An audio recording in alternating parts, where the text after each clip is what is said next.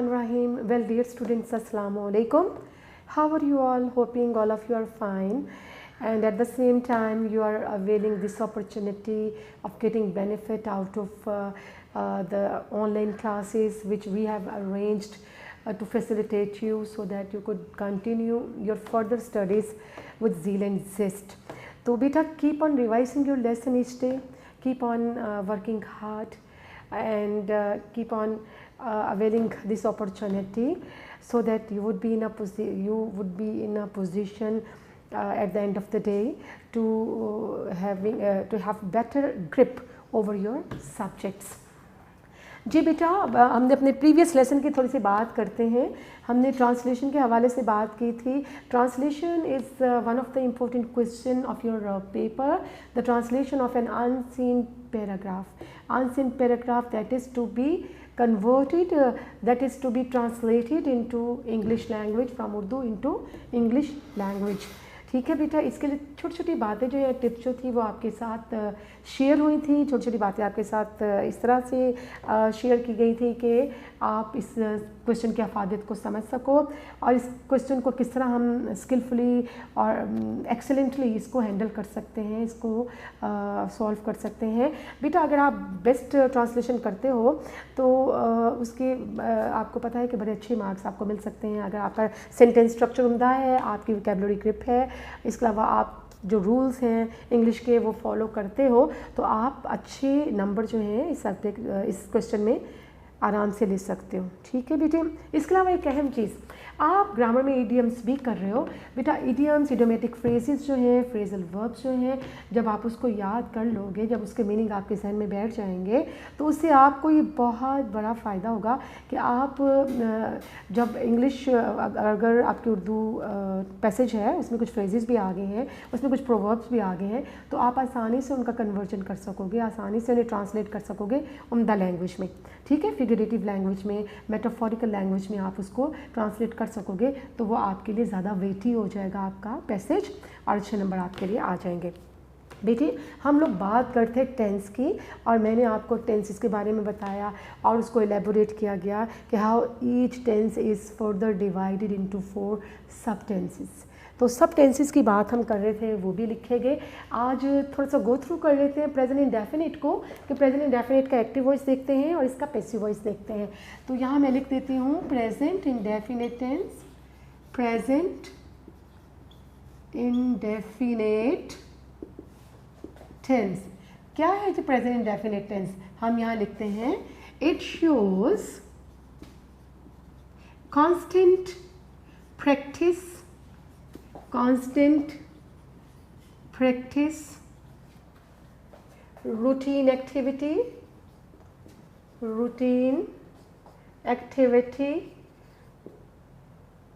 and universal truth.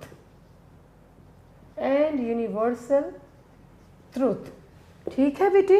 तो क्या है प्रेजेंट इंडेफिनिट टेंस की जब हम बात करते हैं, और इसके एक्टिव वॉइस की, मैं यहाँ एक्टिव वॉइस भी लिख रही हूँ, एक्टिव वॉइस की बात कर रहे हैं, तो उसका स्ट्रक्चर भी देखते हैं अभी. ये क्या है? इट शोज कांस्टेंट प्रैक्टिस को शो करता है, रूटीन एक्टिविटी को शो करता है, और इसके अलावा यूनिवर्सल ट्रूथ भी इसमें आप देखते हैं. तो बेटे, आपका सेंटेंस स्ट्रक्चर जो है इंग्लिश में क्या है? SVO.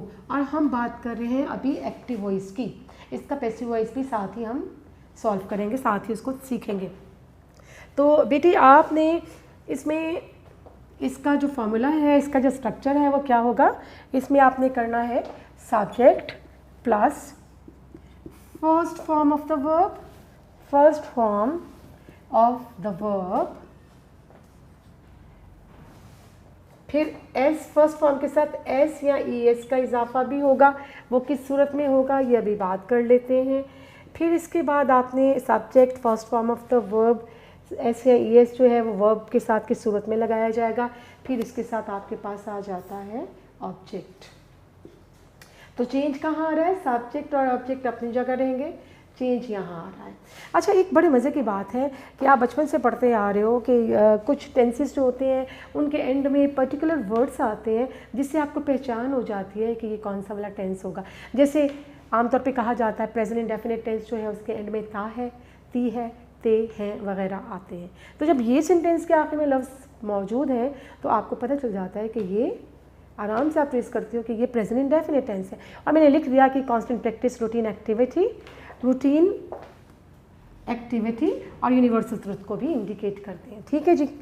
अच्छा जी, इसका ये फॉर्मूला आपने देखा। सिंपल सेंटेंस जो है, एफर्मेटिव सेंटेंस जो है, इसमें subject first form of the verb और एस ई एस वर्ब के साथ भी लगता है, किस सूरत में लगता है देखते हैं, और ऑब्जेक्ट है। बेटे ये देखिएगा हमें कैसे पता चलेगा कि एस या ई एस जो है वो कौन से ऐसे सब्जेक्ट्स हैं या कौन से ऐसे प्रोनाउंस हैं कि सब्जेक्ट जिसके साथ हमें एस या एस लगाना है, जिनकी सूरत में हमें वर्ब के साथ एस या एस लगाना है। जैसे मैं कहती हूँ यहाँ पर he, she, it and singular noun, इनके साथ क्या करते हैं हम, इनके साथ हम एस या ई एस का जो आपकी first form of the verb है, जब उसमें आपका सब्जेक्ट ही, शी, इट या कोई सिंगुलर नाउन है तो आप एस या ई एस जो है उसके साथ लगाएंगे। अब क्वेश्चन ये होता है किसके साथ एस लगाया जाए और किसके साथ हमें ई एस लगाना चाहिए, वो भी आप देख लीजिएगा बेटे।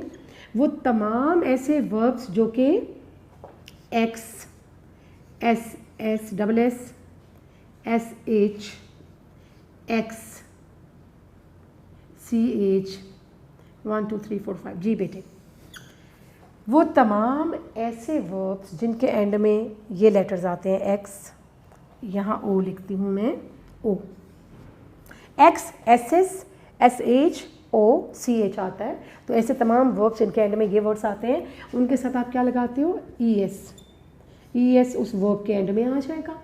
और एस किस वर्ब के एंड में आएगा, जिसके एंड में, वो वर्ब जिसके एंड में ये लेटर्स नहीं आते हैं।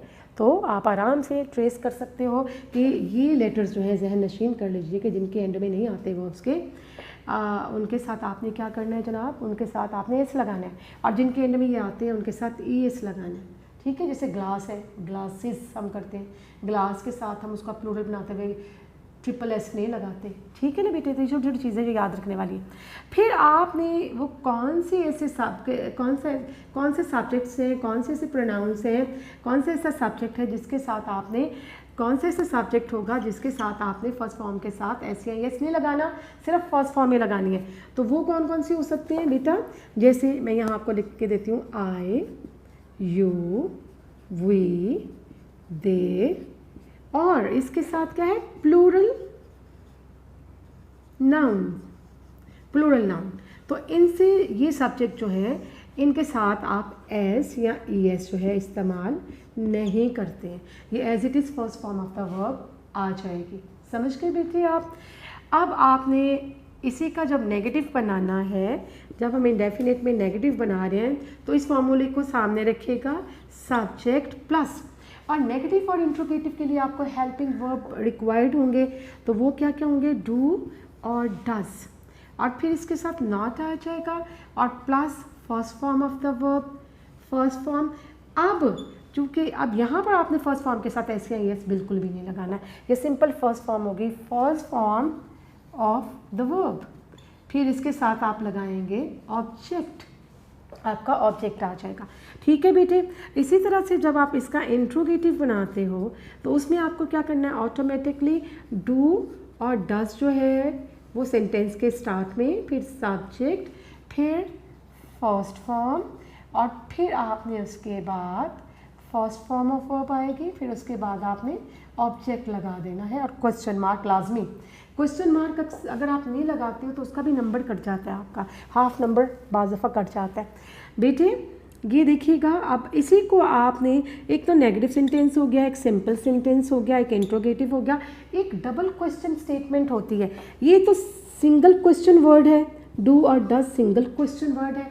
डबल क्वेश्चन क्या होता है, WH फैमिली वर्ड्स होते हैं, जिसे हम WH फैमिली वर्ड्स, ये डबल क्वेश्चन स्टेटमेंट में आते हैं। वो कौन कौन से वर्ड हैं, आपने देखा वो वर्ड होते हैं, W से शुरू हो रहे हैं, why, when, where, how, etc. WH family. ठीक है जी। तो जब आपके पास डबल क्वेश्चन वर्ड स्टेटमेंट आ गई है, डबल क्वेश्चन वर्ड यानी कि ये वर्ड भी आ गया इनमें से कोई WH फैमिली वाला और यहाँ से भी आ गया, तो क्या करना है, क्वेश्चन स्टेटमेंट तो वैसे ही रहेगी जो इस यहाँ पर आपके पास जो फॉर्मूला डिस्कस हुआ है। हाँ, ये जो क्वेश्चन वर्ड है डबल क्वेश्चन वर्ड के सूरत में WH फैमिली वर्ड जो है वो स्टार्ट में आ जाएगा। सपोज मैं वाई ले लेती हूँ, वाई के बाद फिर यहाँ से वैसे ही जैसे क्वेश्चन स्टेटमेंट आपको दी है, डू डज है, फिर सब्जेक्ट है, फिर फर्स्ट फॉर्म है और फिर आपके पास ऑब्जेक्ट है और क्वेश्चन मार्क आ जाएगा। ठीक है बेटे, इन चीज़ों को आपने याद रखना है। और यहाँ एक और ये आपको चीज़ें यकीनी तौर पे बहुत से बच्चों को आती हैं, बहुत से बच्चे जो है उनके जहन से निकल भी गई होंगी, आप इसको गो थ्रू कर लीजिएगा एक दफ़ा। बेटे ये डू और डज जो है वो किसके साथ आएगा, नेगेटिव में, इंट्रोगेटिव में, ये किस तरह से पता चलेगा। देखो जैसे मैंने आपको ये यहाँ पर टेबल बना के दिया छोटा सा कि SCIS जो है ये इन वाले सब्जेक्ट्स के साथ या प्रोनाउंस के साथ है और जिनके साथ SCIS नहीं लगता वो ये हैं।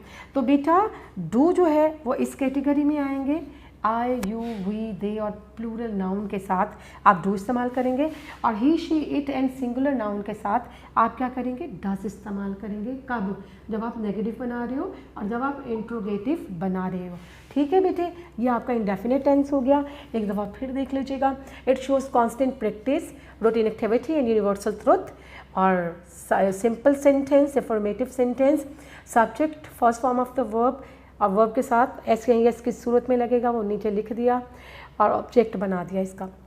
फिर negative subject plus do does not है, plus first form of the verb है, प्लस ऑब्जेक्ट है और प्लस यहाँ पर फुल स्टॉप भी आना चाहिए। फिर इंट्रोगेटिव में do does, subject, first form of the verb plus object और क्वेश्चन मार्क। और WH फैमिली वर्ड्स जो हैं वो कब आएंगे, जब डबल क्वेश्चन स्टेटमेंट होगी, क्या, क्यों, कैसे, ये अल्फाज स्टार्ट में आ जाएंगे WH फैमिली। तो आपने ये जो हेल्पिंग वर्ब है, सिंगल हेल्पिंग वर्ब जो है जिससे इंट्रोगेटिव बनाया है आपने, इससे भी पहले ये डबल जो WH फैमिली वर्ड है वो आपने इंसर्ट कर देना है। ठीक है, छोटी सी इसकी एग्जांपल्स जो हैं वो ले लेते हैं, मैं इसको अरेज कर रही हूँ। छोटी सी इसकी एग्जांपल्स जो हैं वो भी डिस्कस कर लेते हैं। और एग्जांपल्स जो है ये मैं आपको एक्टिवाइज करवा रही हूँ और एक्टिवाइज की एग्जांपल्स जो है हम इसी फॉर्मूले को सामने रखते हुए उन एग्जांपल्स को सॉल्व करेंगे।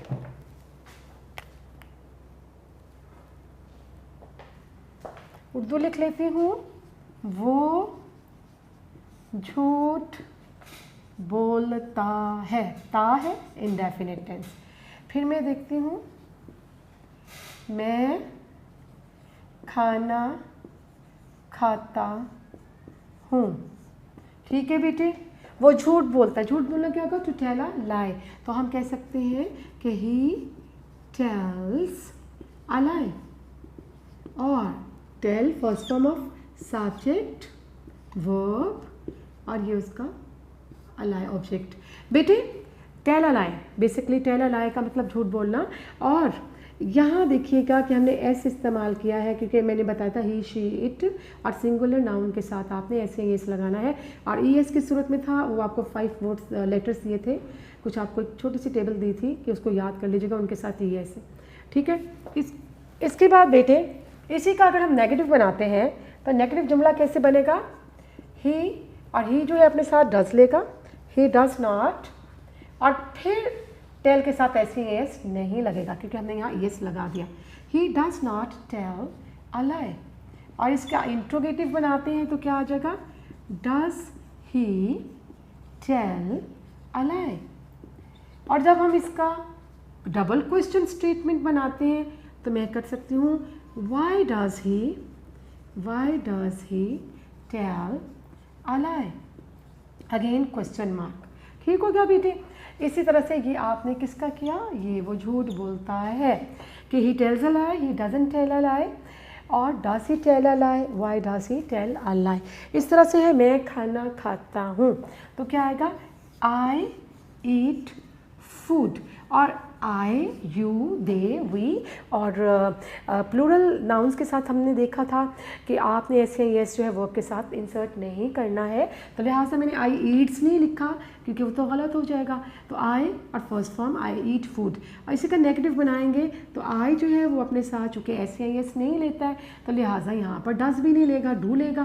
तो आई, यू, वी, दे, और प्लूरल नाउन जो है वो अपने साथ डू लेंगे हेल्पिंग वर्ब के तौर पर। तो मैं खाना नहीं खाता, I do not eat food, full stop. फिर है क्या मैं खाना खाता हूँ, तो डू आई ईट फूड। फिर मैं WH फैमिली का एक वर्ड ले लेती हूँ, जैसे मैं खाना क्यों खाता हूँ, तो मैं लिख सकती हूँ why do I eat food.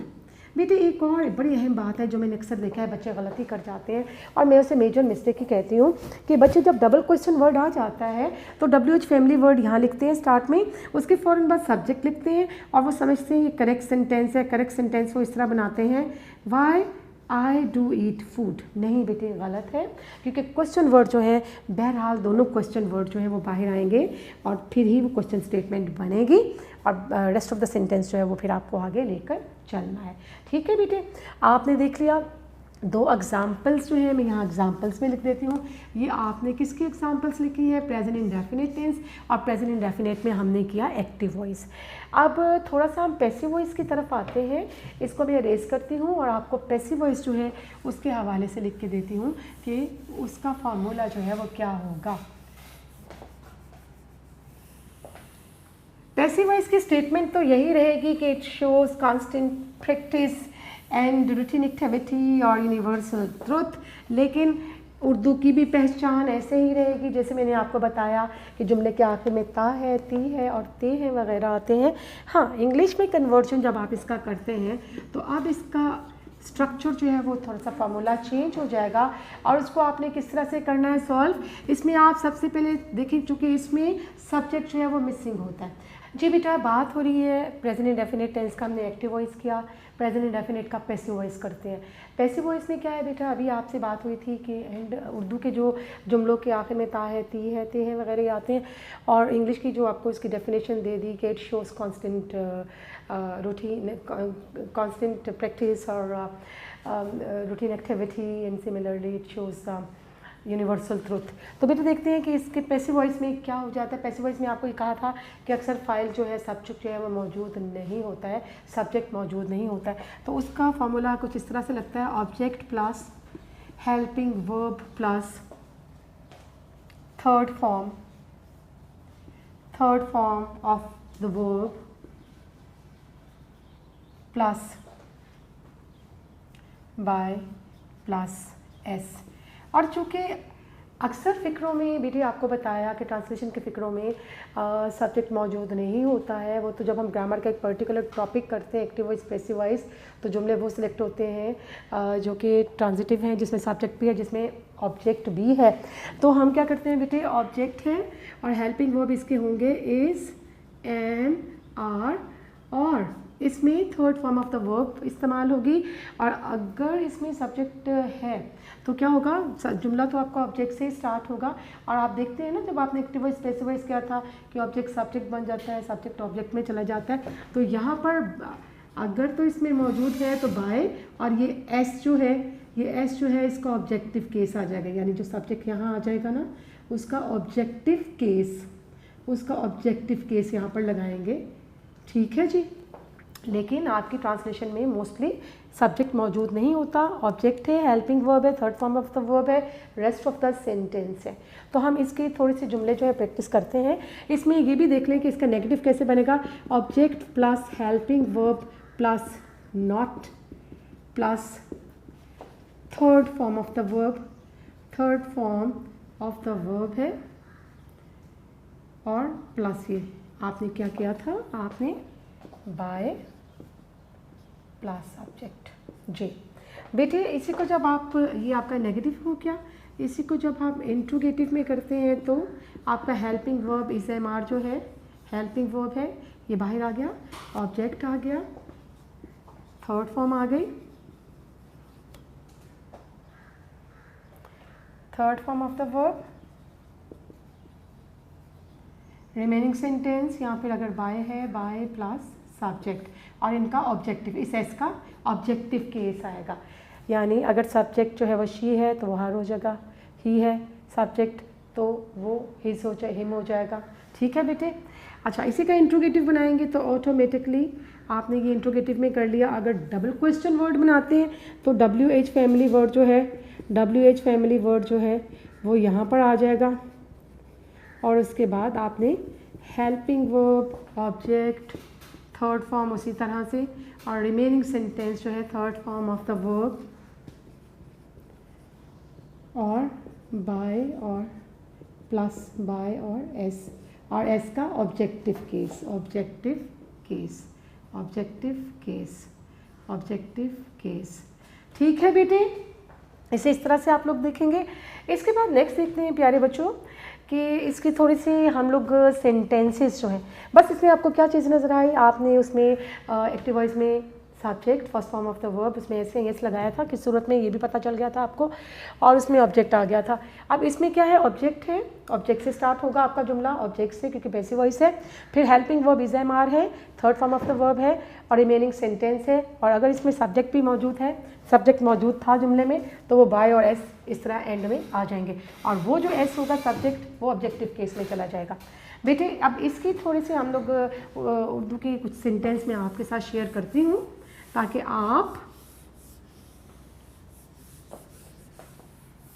आप उसको ट्रांसलेट कर सकें। जी बेटे, आपके पास है कि मुझे हर रोज़, आपके पास जुमला है मुझे हर रोज़ अंग्रेज़ी पढ़ाई जाती है, जाती है, एक रूटीन एक्टिविटी है। ठीक है जी, मुझे हर रोज़ अंग्रेज़ी पढ़ाई जाती है, आपका प्रेजेंट इंडेफिनिट टेंस है तो जाती है, पता चल रहा है कि आपको प्रेजेंट इंडेफिनिट टेंस है, और इसमें सब्जेक्ट मौजूद नहीं है कि आपको कौन अंग्रेज़ी पढ़ा रहा है, रूटीन में कौन पढ़ाता है, बस पढ़ाई जाती है आपको अंग्रेज़ी, मुझे हर रोज़ अंग्रेज़ी पढ़ाई जाती है, पैसिव वॉइस है, इसका सब्जेक्ट मौजूद नहीं है, तो आप करेंगे object I am taught, I am taught English daily, I am taught English daily, मुझे हर रोज़ अंग्रेज़ी पढ़ाई जाती है, इज एम आर आ गया, third form of the verb आ गई। ठीक है जनाब, ये प्रेजेंट इंडेफिनिट का ही पैसिव वॉइस है। इसके बाद मैं आपके साथ जुमला शेयर करती हूँ, शरारती लड़कों को सज़ा दी जाती है, शरारती लड़कों को सज़ा दी जाती है। जी बेटे, अब इसको हम लोग ट्रांसलेट करते हैं, शरारती लड़कों को सज़ा दी जाती है, तो यहाँ पर ऑब्जेक्ट क्या है, द नॉटी बॉयज़, यहाँ पर कौन सज़ा दे रहा है इसका जिक्र नहीं है, इससे हमें क्लियर हो जाता है कि ये एक्टिव वॉइस नहीं है, शरारती लड़कों को कोई सज़ा दे रहा है, वो सब्जेक्ट मौजूद नहीं है, तो क्या ऑब्जेक्ट आ गया, द नॉटी बॉयज़, और चूँकि प्लूरल आपके पास नाउन जो है प्लूरल नाउन है तो आर आ जाएगा, the naughty boys are punished. ठीक है बेटी, फुल स्टॉप। इस तरह से आपने पैसिव वॉइस जो है उसको कन्वर्ट करना है जिसका सब्जेक्ट मिसिंग है, और उसमें क्या है, ऑब्जेक्ट से स्टार्ट हो रहा है सेंटेंस आपका, is am are helping verb है, और third form of the verb इसके साथ आएगी। बेटे इसके बाद नेक्स्ट टेंस की जानिब चलते हैं, चूँकि ये चीज़ें सब हमने गो थ्रू करना है अपनी ट्रांसलेशन एक्सरसाइजेस करने से पहले, तो हम लोग देख लेते हैं कि नेक्स्ट जो है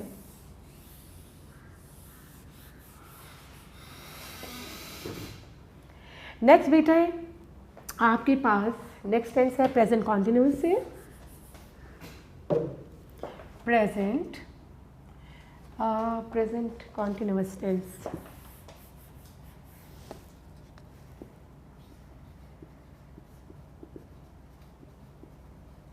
और इसका भी we will do active voice first of all. इसके बेटा ये हमें सेंटेंस क्या दिखाते हैं, it shows the activity which is continued in present. ठीक है, it shows action that is continuing in the present, it shows action, it shows an action that is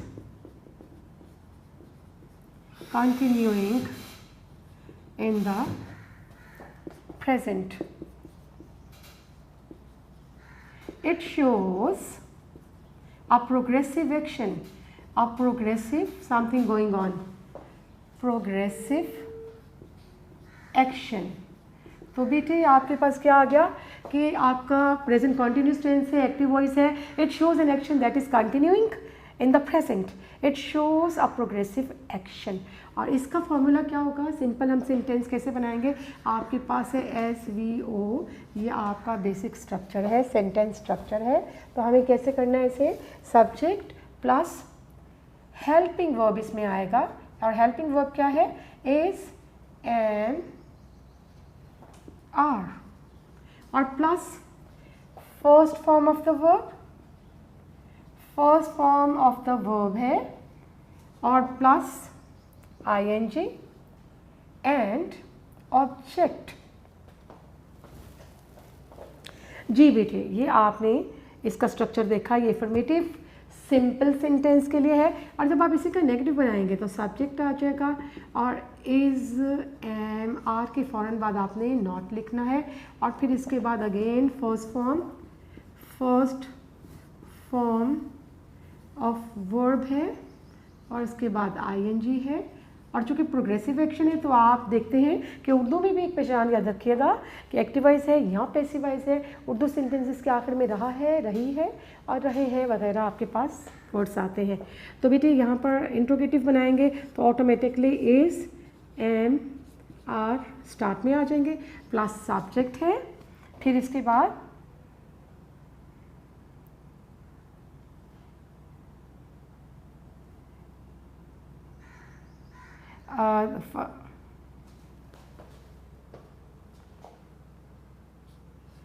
first form of the verb plus ING and object और question mark. और जब आपने इसका double question statement बनाना है तो WH family words आपके start में आ जाएंगे. वो क्या है? When, why, where, whom, who, how. तो बेटे इसके बाद सारी स्टेटमेंट आपकी, ये जो क्वेश्चन स्टेटमेंट आपने बनाई है, ये एज इट इज़ रहेगी. ठीक है बेटे. अब इसके बाद इसको कॉन्टिन्यूअस टेंस आप कर रहे हैं तो बेटे इसकी हम लोग कर लेते हैं थोड़ी सी एग्जाम्पल्स ले लेते हैं. एग्जाम्पल्स आपके पास आ रही हैं. मैं किताब पढ़ रहा हूँ, पढ़ रहा हूँ. तो रहा हूँ से आपको पता चल रहा है ये आपका प्रोग्रेसिव एक्शन है. Something is continuing. तो आप इसको ट्रांसलेट कैसे करेंगे? I am reading a book.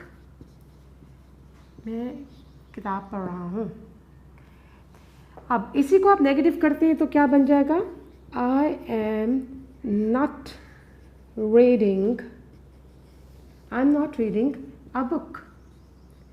फिर आपके पास आ जाता है इंट्रोगेटिव. ये आपके पास नेगेटिव. अब इंट्रोगेटिव है एम आई रीडिंग. ये इसमें सब्जेक्ट मौजूद है स्टेटमेंट में, तो ये आपका एक्टिव वॉइस है. Am I reading a book. फिर डबल क्वेश्चन वर्ड करेंगे तो यहाँ WH फैमिली स्टार्ट में आ जाएगा.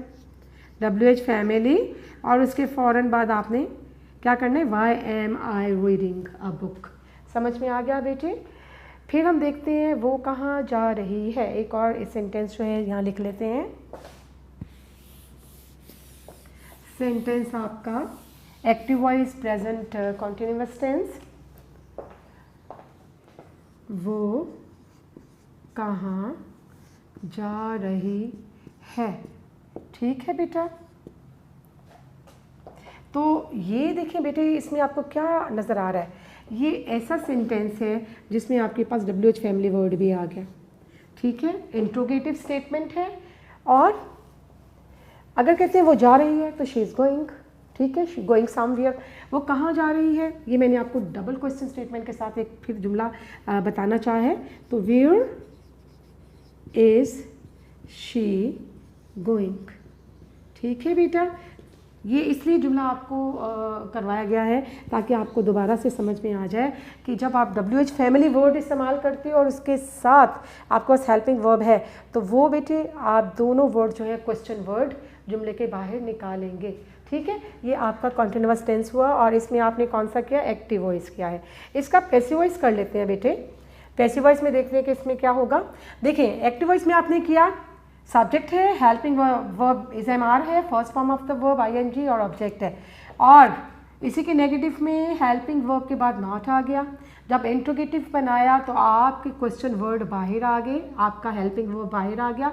और जब डबल क्वेश्चन स्टेटमेंट है तो WH फैमिली वर्ड पहले आ जाएगा, WH फैमिली वर्ड के फ़ौरन बाद जो आपका हेल्पिंग वर्ब है वो बाहर आ जाएगा, ऑक्सिलरी वर्ब। ठीक है जी, अब इसी का हम पैसिव वॉइस करते हैं।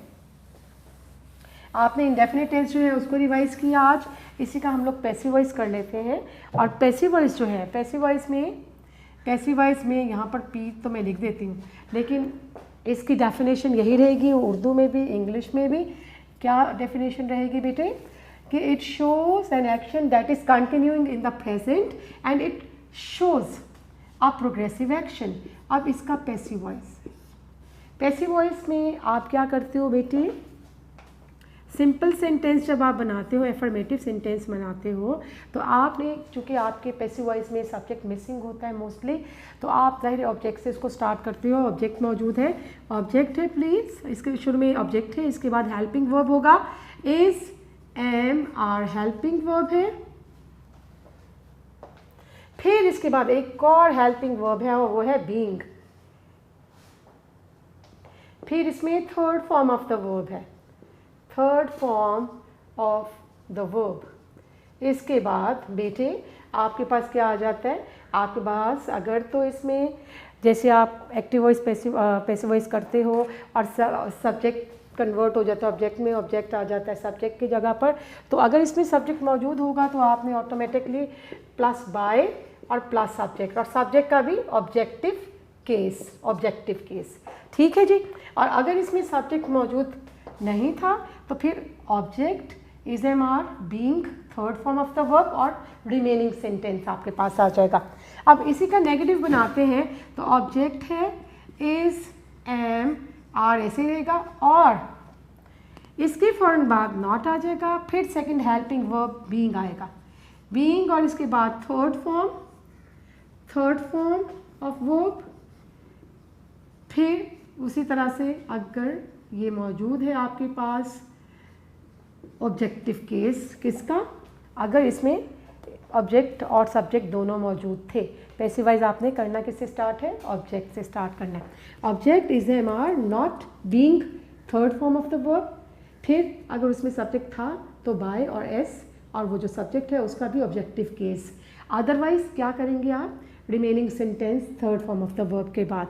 इसी तरह से आप इसका जब इंट्रोगेटिव बनाते हो तो इज एम आर स्टार्ट में आ गया, ऑब्जेक्ट आ गया, फिर बेटे बीइंग आ गया, थर्ड फॉर्म ऑफ वर्ब, और उसी तरह से जैसे मैंने आपको समझाया ये रिमेनिंग सेंटेंस आ जाएगा। ओसी मीन ऑब्जेक्टिव केस।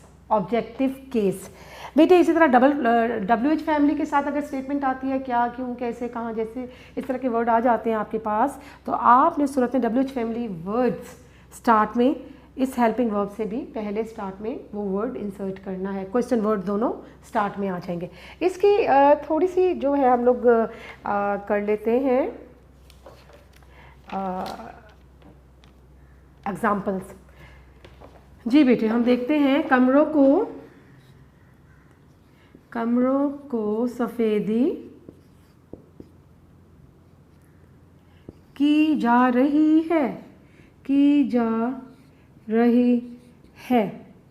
तो बेटे इसमें क्या आएगा, द रूम्स, ऑब्जेक्ट क्या है, देखिए सफ़ेदी कौन कर रहा है हमें नहीं पता चल रहा, इसमें सब्जेक्ट जो है वो मिसिंग है, तो आप क्या कहेंगे, ऑब्जेक्ट आएगा the rooms are, because room ये जो है ये कौन सा नाउन आ गया, प्लूरल नाउन आ गया, the rooms are being whitewashed, the rooms are being whitewashed. ठीक है जी, कमरों को सफ़ेदी की जा रही है। इसके बाद एक और एग्जाम्पल जो है वो हम ले लेते हैं, अजनबी को धोखा दिया जा रहा है। अजनबी को धोखा दिया जा रहा है। The stranger is being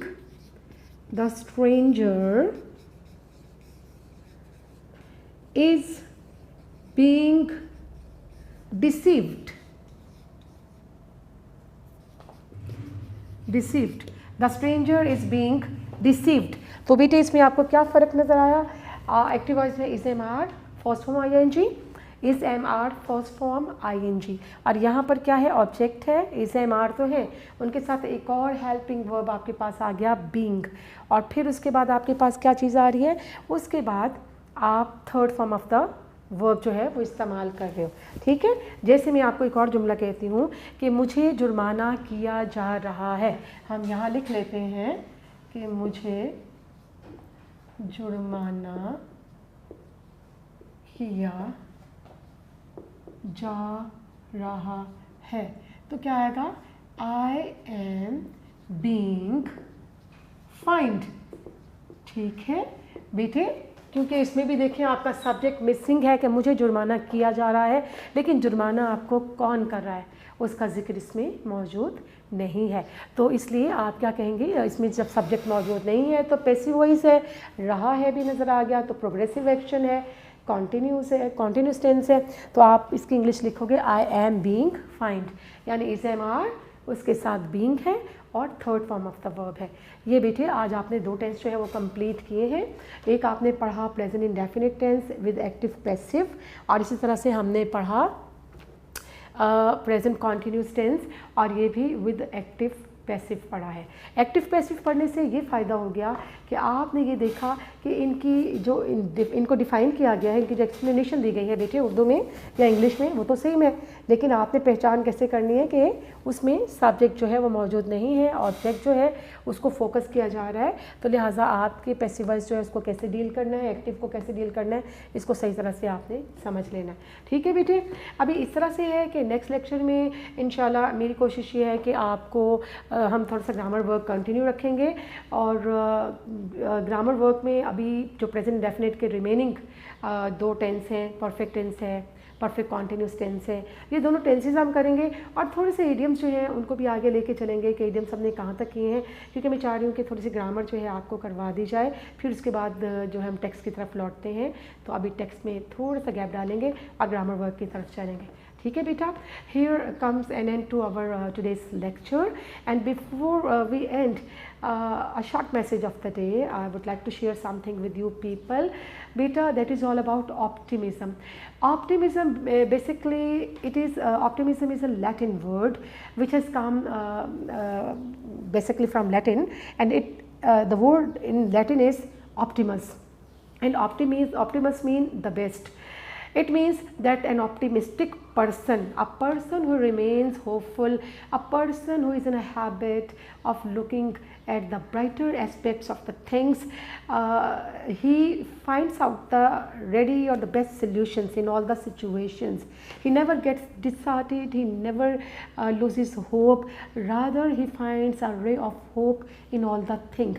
So that is why we need to be very much positive, we need to be very much optimistic, because optimism, you know beta, it strengthens our immune system, and it also increases our physical capabilities, or it removes, rather to say, it removes our physical stress.